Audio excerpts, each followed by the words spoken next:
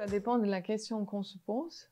Si on cherche par exemple la réponse à l'efficacité d'un traitement ou la performance d'un test de diagnostic, la recherche peut être compliquée.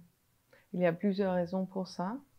Pour les particuliers, ça peut être compliqué parce qu'il y a une abondance d'informations par les médias, par les journalistes, des biais, des intérêts commerciaux. Pour les professionnels de santé, ça peut être soit aussi une abondance d'études, soit un manque d'études. On peut trouver des études qui se contredisent. Ça peut être parce que les études ont aussi différents niveaux de qualité, de différents nombres de participants.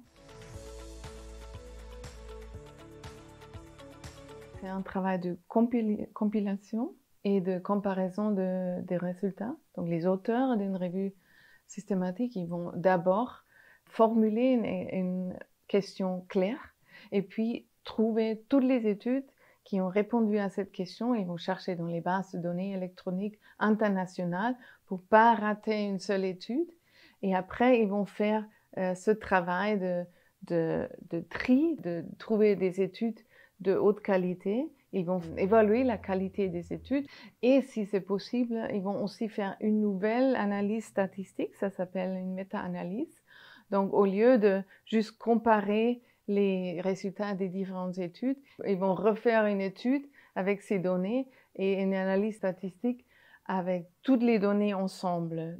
Ça peut donner une réponse fiable sur une large base de plusieurs études.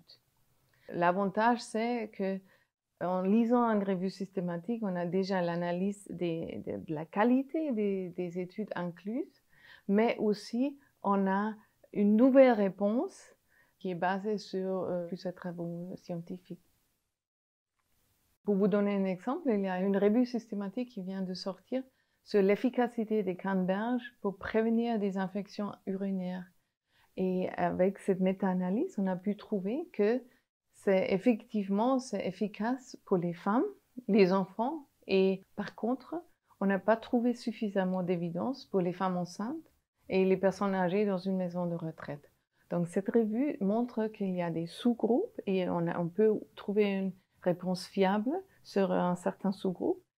Par contre, la conclusion pour d'autres groupes peut être on a besoin de plus d'études de qualité pour répondre à la question. Chaque chercheur ou professionnel de santé qui a les compétences peut effectuer une revue systématique. Néanmoins, il existe un groupe qui s'appelle Cochrane, qui publie des revues systématiques et qui a une propre base de données, la Cochrane Library, qui est librement accessible en Suisse. Cochrane est une organisation internationale de à peu près 50 000 personnes partout dans le monde et qui publie régulièrement les revues systématiques, qui les actualise aussi régulièrement. Dans la Cochrane Library, il y a actuellement plus de 7000 revues systématiques.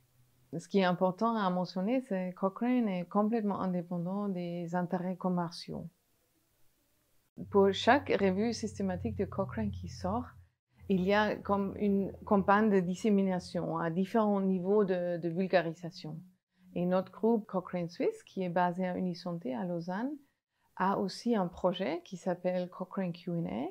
Q&A pour questions et réponses, qui vulgarise pour le grand public des questions de santé concrètes pour aider à une prise de décision sur l'efficacité des traitements ou d'un diagnostic.